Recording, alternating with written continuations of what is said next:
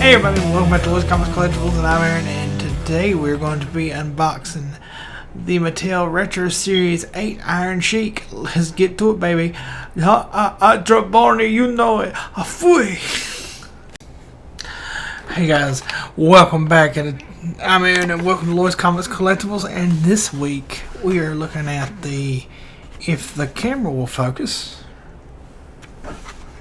the Mattel Retros Series 8 Iron Sheik, Sheiky baby. His move is supposed to be a gut wrench suplex, and I can tell you right now with his action, he's not doing a gut wrench suplex. But there's the carding. I gotta admit, Iron Sheik was before my time. Like, I might have seen him in a few things here and there, but I think that was towards like the end of his career when he wasn't wrestling as much. But look here on the back, he was part of Series 8, so he came with Braun, Jeff, and Zach. There shows you the action. It's the one like Woods. It's the tilt one, pull one way, and then they fling the other way. Which, I mean, I guess for like a slam move is pretty good, but it's not going to be a gut wrench. So let's get this bad boy open.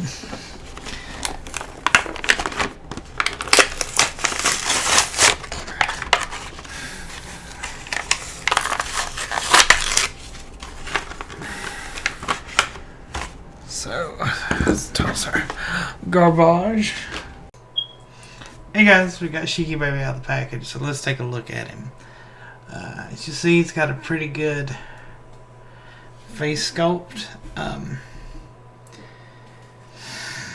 I find it to be a real expressive face. Like, I can't put my finger on it, because at first I thought he was sneering, but if you look at it, I think the mustache is a little bit crooked, maybe, so maybe that sort of gives it the sort of sneering, cocky look. I think it's a really good expressive face. You got this typical curly, well, not, I guess it's curled up, not curly, Sheik mustache, and the, iconic bald head. The body sculpt, it might be a little bit cut for Sheiky baby in his prime, but pretty close overall. Other little details, because he's wearing blue trunks with a white camel on the left side. He has on red and blue boots with a curly-toed boots with a scimitar on the inside,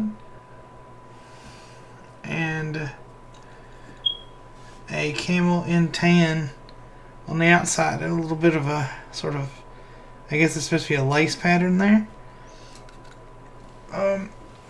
I opened this guy straight out of the package, but as you can see, sometimes when you open them straight out of the package, there's a little bit of a blue bit right there. And another thing is, my Sheik has a wardrobe malfunction. Now, I didn't do this, it came like this out of the package, so I'm looking to get a replacement, but sometimes you get them not perfect out of the package. Other things to talk about, we'll do points of articulation real quick. He has pretty much the stereotypical for the line. His head will go side to side, the arms will rotate at the shoulder, a full 360, and he will spin around at the waist. Sorry guys. And if you count a point of articulation, since he's got the springy torso for the toss, that could be a 5th articulation point. I guess it depends on how you want to label that. Now, if we take this a step further, you guys know this is not one of my favorite actions in the series, to say the least. Biggest reason is I find it's hard to use. But his action is, if you hadn't seen the other videos, you put a guy up here. Now what I've realized is, to fling him, you don't have to go anywhere near as far, because if you go all the way back, you can see, apart from my finger holding him, Woods is about to come off. Like if well, not that actually held, that usually doesn't hold, but you pull him back, and he throws the guy. Usually when you get them back that far, they'll fall off. That's why I'm not a fan of that action. You can see up here too, I bet you Sheik's torso stuck a little bit because there's that flesh color there, but you don't see that often. But you can kind of see how it's loosened up a little bit now. And yeah, that's it for points for stuff to talk about, at least about the figure. But there's some gaps on these legs, so I guess the legs get put on separate, but they do not twist. You would think I would not be the biggest fan of this figure because it's very simple. And I mean, Mattel gets away with that because the retros were depicting were like emulating the Hasbro line that had very simple design. But so the critique of a simple gear design is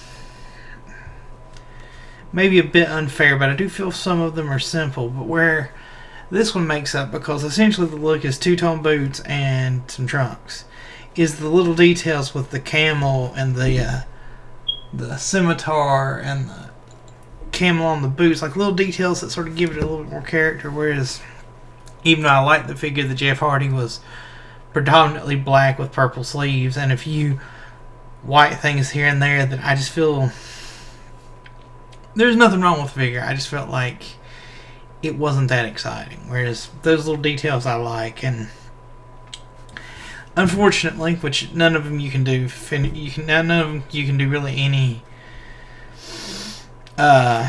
submission holds on, but you can't do his camel clutch. The bit you can get kind of like in position to start it, but his hands don't reach down far enough, and of course the torsos don't move. But that's a minor gripe. I mean, I guess if you wanted a finishing move, you could do the old Hasbro thing where like they had their arms kind of cupped, like they were holding somebody's head. But there's no real finishing move action features. So, and they didn't say you were doing his move. It said just break your opponent, because I think she said he'd break you or he'd humble you a lot in his promos. So I like that more. Like, if you know the action's not the finishing move, don't try to shoehole it into being the finishing move. But that's enough of a rant. Like I said, it's a great toy line to collect if you like the caricature sort of design of them. If you are a fan of the Hasbros and can't quite afford the price tag the Hasbros have had, and I think these have actually sort of stabilized a bit, because when there was a big peak in the interest of like the Hasbros, these shot through the roof.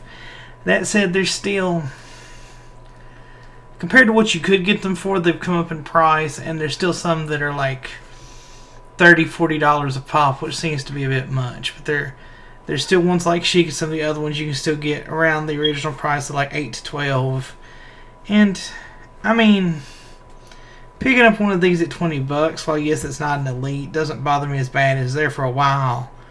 A lot of them were going for $30+. And Sheiky Baby is one I think you can still get on Ringside Collectibles for like $8. You can usually pick up Sheiky pretty quick and pretty cheap. But it's good to see a legend in the line. I don't have a lot to say about Sheiky. He was on his way out of like mainstream TV, probably right when I started watching or before. I remember, maybe because my dad showed me reruns of like when Sergeant Slaughter turned heel and he teamed with Sheik when he was I guess siding with Iran. That's about the only thing I remember. It was just before my time. So I might go look at some of his stuff on the network, because his promos did seem pretty cool and I like listening to him talk. Anyway, guys, I hope that helped you if you liked. If you're thinking about adding this to your collection, or maybe starting a retros collection. Like I said, they're cartoony, but they're kind of fun, and they don't take up a whole lot of room on the shelf.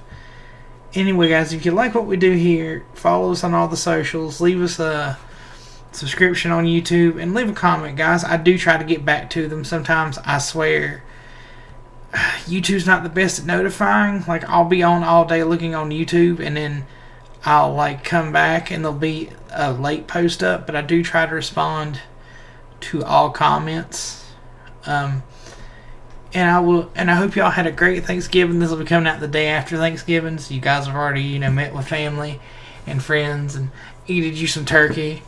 So I hope that went well. I hope you all were safe with everything going on. And I'll see you guys next week. Peace.